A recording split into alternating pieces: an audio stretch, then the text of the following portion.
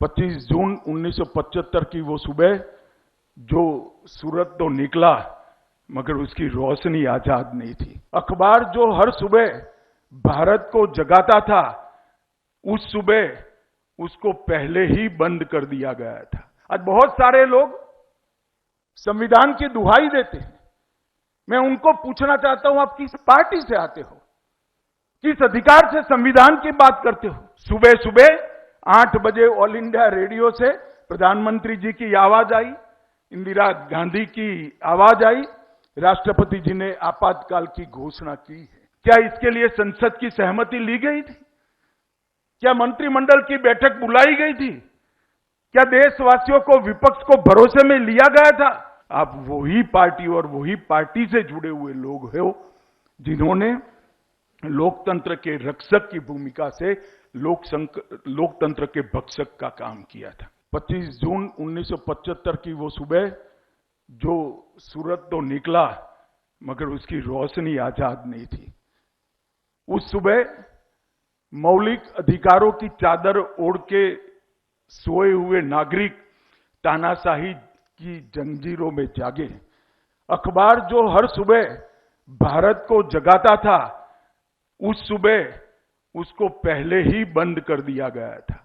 राजनीतिक भिन्नता जो लोकतंत्र का लक्षण और सुंदरता मानी जाती थी, उस वक्त ये राजनीतिक मतभिन्नता को जेलों की अंधेरी काल कोठरी में बंद कर दिया गया और संविधान की आत्मा रौंद कर जनादेश से बनी सरकारों को रातों रात गिरा दिया गया।